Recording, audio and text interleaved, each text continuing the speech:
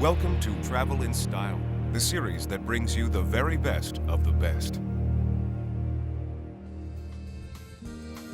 This time, we're bringing you to a small island off the north coast of France, famous for its wonderful beaches and miles of stunning coastline. It's the beautiful island of Jersey. Although a dependency of the British Crown, the island has its own ministerial government and hence its own set of laws. The largest of the Channel Islands, it also lent its name to New Jersey, which at one time was owned by a local family. Finance is Jersey's main industry, and with 47 of the top 500 banks located here, it's become one of the world's leading financial centers. Well known for its tax benefits and its tax-neutral stance, many businesses and individuals move to the island for its quality of life and financial perks.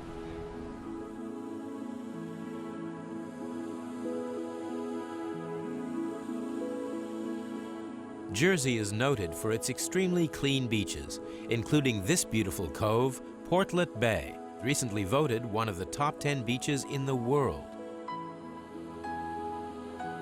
At every corner, the landscape changes to reveal new surprises, such as Corbière Lighthouse, one of the most photographed buildings in Jersey and still standing strong since 1874.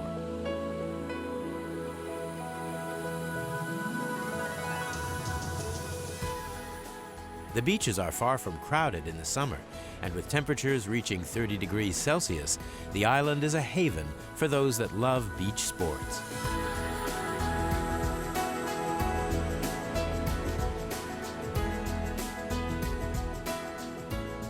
Wherever you look, you're reminded of different eras of Jersey's history, such as these Martello Towers, which are found all along the coastline. At one time, Jersey was part of France, but after declaring its allegiance to the British Crown, the Martello Towers were put in place to protect the island from French invasion. Nowadays, some can be rented out as accommodation, or even for weddings.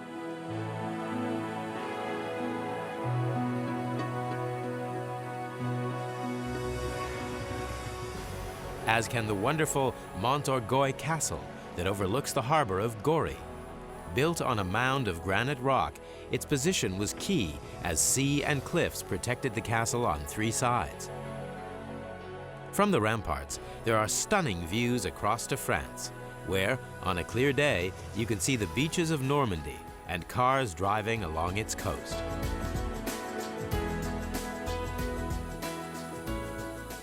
With some of the largest tides in the world, the ocean deserts the island twice a day, leaving miles of sandy coastline to explore.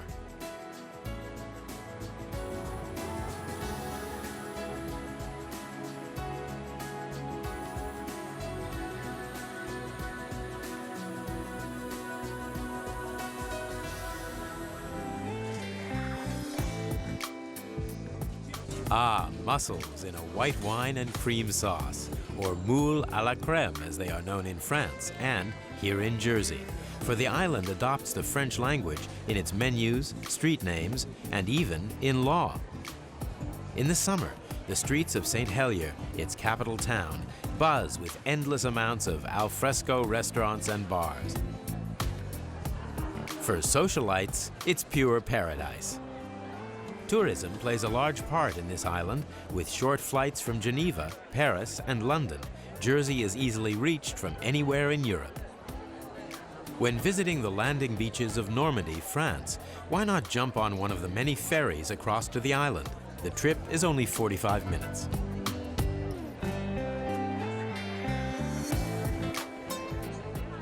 The summer days are long and hot. Actually, with the sun rising at 4 a.m.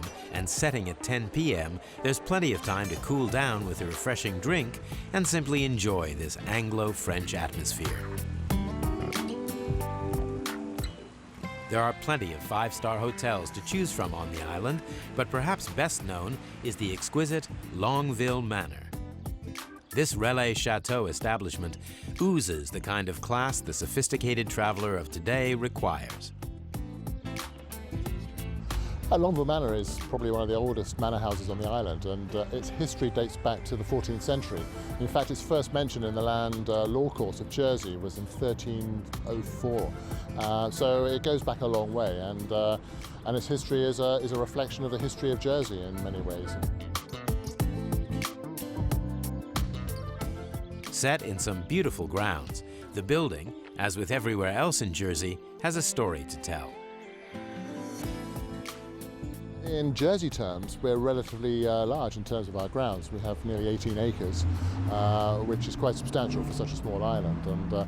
And within the grounds, we have quite a substantial woodland, pasture land, and we have the opportunity to grow a lot of our own produce. We have a very important old Victorian kitchen garden as well, which produces a lot of seasonal produce, which is used by the kitchens of the hotel. The grounds are well manicured and perfect for a leisurely stroll, some bird spotting, or to just sit and read the latest novel. In this plentiful vegetable garden, the chefs make a daily collection of herbs and vegetables for the hotel's diners. They are very self-sufficient.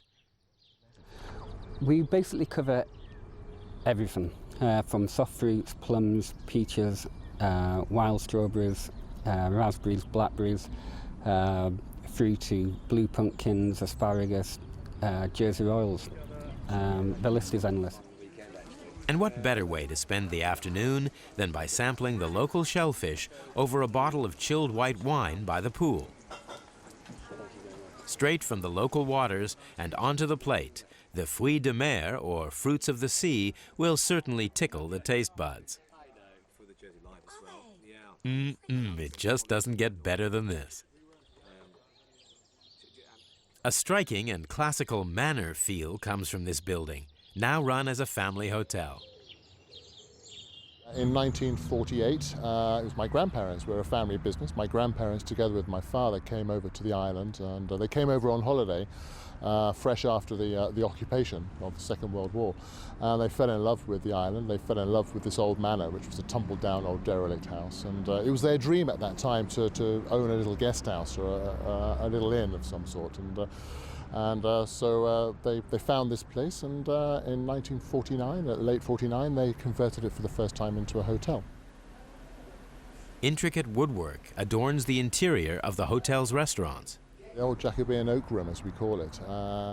A lot of the paneling is of Spanish origin, and although the origin exactly of where the paneling came from is a little bit unknown, rumor has it, or history says, that there's a good chance that during the years of the Armada, when the Spanish fleet was sunk in the mouth of the Channel, the Spanish ships were broken up at sea, and the timbers would wash up on the shores of the island, and the folk would go down and they'd pick up this wood and they'd bring it back into their houses and put it on their walls and clad their walls like we use wallpaper today.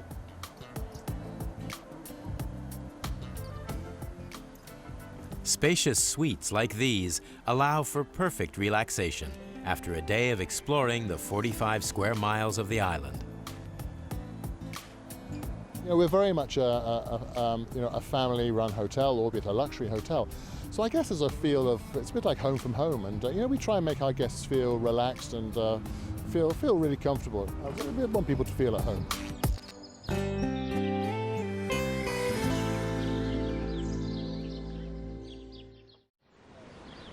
St. Juan's Bay offers 5 glorious sandy miles of beach that stretch for almost the entire width of the island's west coast. Here, on a high tide, the powerful Atlantic Ocean can produce rollers fit for championship surfing, but on a calm day, opens the bay for exhilarating tidal walks at all times of the year. Probably the most commercial of Jersey's 30 beaches is this bay, St. Brelade on the south coast of the island, looking out towards France. It's the perfect spot for a dip in the sea, or to take a kayak out into the bay and explore.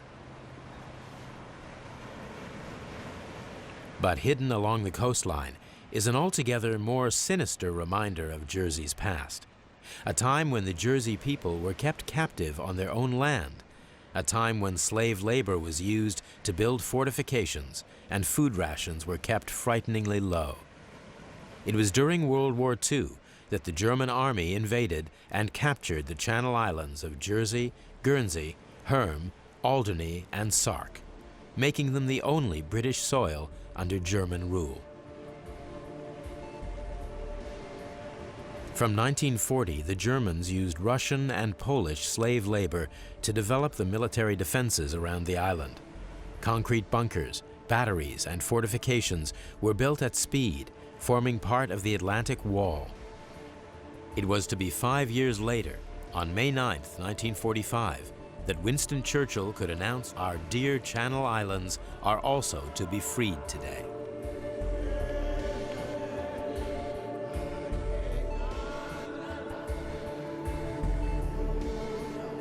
One of the island's main tourist attractions are these German-built war tunnels.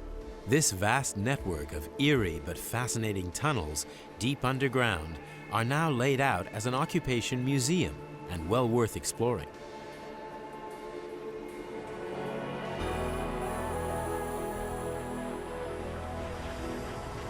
The Battle of Britain that was fought in the skies of southern England played a major role in the defeat of the German forces. To celebrate that event, every year, Jersey plays host to the International Air Display over the beautiful Bay of St. Aubin. This free air show features aircraft from all over the world, even ones that fly backwards. Always a full house, the show never fails to please onlookers of all ages with its varied selection of planes and helicopters. Without a doubt, the showstoppers are the famous Red Arrows display team, the elite pilots of the Royal Air Force who perform breathtaking acrobatics for the crowds below. Time to get on with the festivities and to go behind the scenes of another annual event in the island. The Battle of Flowers has been held every August for over 100 years. It's a huge occasion for both locals and visitors alike. And worth noting that in August you'll struggle to find a hotel room unless you book months in advance. The float behind me is the Optimus Club, and they are a sports club, basically. They've been entering the Battle of Flowers for quite a few years now, and they've got a very good team. They would have started building this float in probably March, with a team of probably about 18 to 20 people building. But as you can see, they started fresh flowering, and they will have up to 60, 100 people, because people come and go and do the commitment that they can give.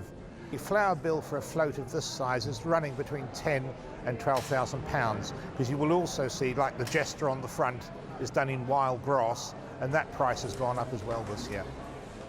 We'll come back to our jester friend at the end of the show to see how he and his team fare with the other floats in the battle. First, let's visit an institution in Jersey, the Durrell Wildlife Conservation Trust, that was founded by the world-famous author and naturalist Gerald Durrell at the former Jersey Zoo. Gerald Durrell formed this zoo in 1959, and what he wanted was a zoo where we were actually conserving endangered species. And he always said, well, if we can breed them in captivity, there's no reason why they should become entirely extinct. And he wanted a powerful symbol. He wanted a symbol that people could identify with, and he chose the dodo. With thousands of visitors passing by every year, the dodo is the perfect reminder of just how important it is to look after our fellow guests on Earth. Seems to be quite a few guys hanging around up here. So who else lives at the Trust? We've got some very famous animals like gorillas and orangutans, but we've also got small charismatic species that you'll see in very, very few other zoos in the world. We've got marmosets and tamarins, we've got jumping rats, we've got barley starlings and Montserrat orioles. We've got unusual but spectacularly interesting creatures. Set in 32 acres of park and woodland, this is the perfect setting for a host of species that Gerald Durrell dedicated so much of his life to help. The Durrell Wildlife Conservation Trust, which is essentially a collection of animals, is we're learning the techniques for managing wild animals so that we can actually look after them in the wild. And we've been learning how to keep and breed animals so that we can actually restore populations back in the countries of origin. Ah, someone's being a little bit nosy, and it wasn't the meerkat.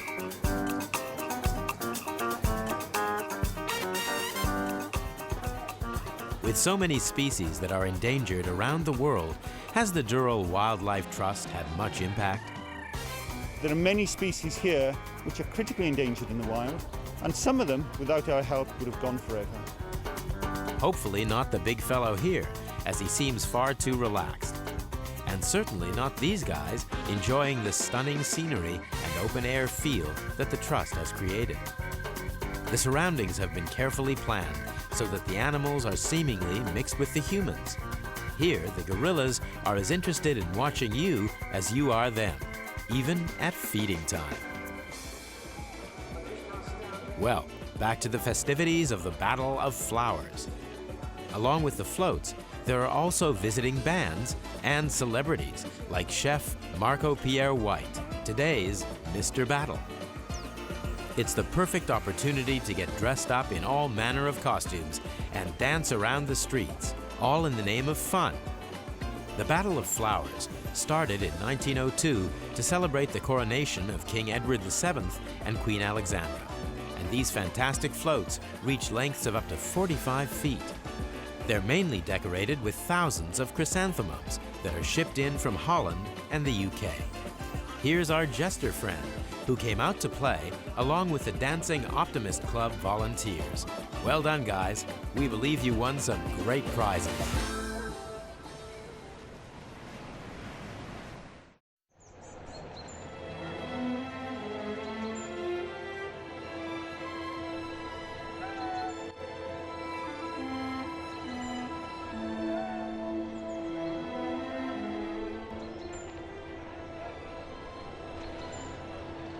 This is Portofino, a small fishing village in the province of Genoa. This pretty little town, hugging its tiny creek of a harbor, is considered to be the most beautiful of all Mediterranean ports.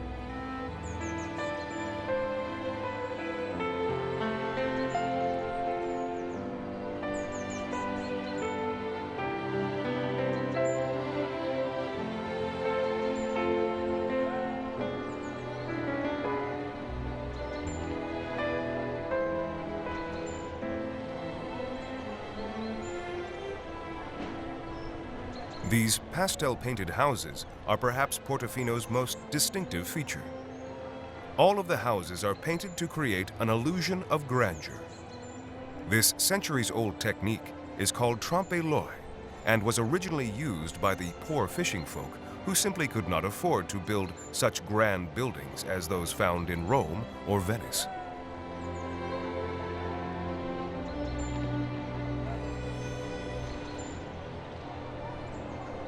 Food is plentiful and excellent in all of the port's cafes and restaurants, so most visitors walk off the excess of pasta and pizza on a climb up to the castle, Castello Brown, that sits on a hill high above the village. The views from this medieval outpost are certainly worth the effort. And it's from here that our second featured hotel can be seen, a hotel that's perhaps as famous as Portofino itself. The Hotel Splendido.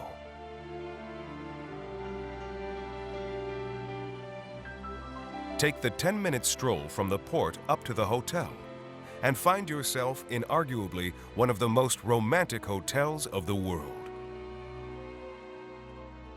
Since its opening in 1901, this former monastery has kept a golden book of autographs. Should you happen to open it to the pages of the 1950s, you'll see names like Sir Winston Churchill, Clark Gable, Humphrey Bogart, and Groucho Marx, all signed with messages of thanks and love to the staff who make a property like this so special. Of course, the star list continues decade by decade to the present day. This hotel is so special because people, when they come from the States, they saw by internet the Splendido. It's so beautiful, and they expect you to do something different for them, like a dream, you know. And they, you know, because they want to pass the 3 or 4 days, which they book for that, something which they never forget.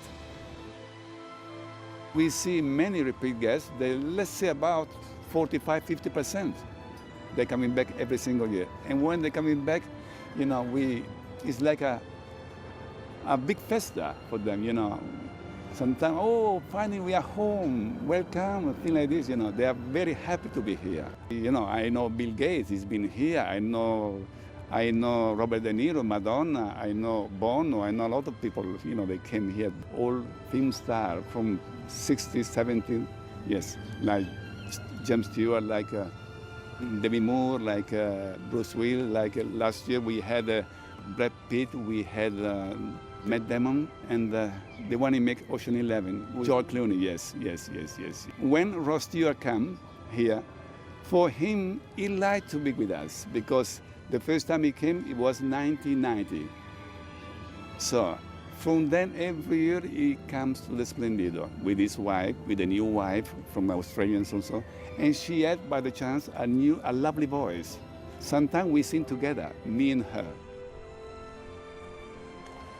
The hotel's facilities include excursions around the bay, with this luxury leather-clad 36-foot speedboat purchased simply to offer its guests some extra special moments of magical Portofino. For them to be the Splendido is something very special. Also special are the open-air treatments known as outer space, where, in a private section of the garden, you can enjoy massages and disciplines aimed at the well-being of mind and body amid the tranquility of nature, with, of course, a peerless view over the bay. Recently, a travel writer for the English Sunday Times was quoted, "Having finally found my dream hotel, I didn't want to leave. Would I ever love again?"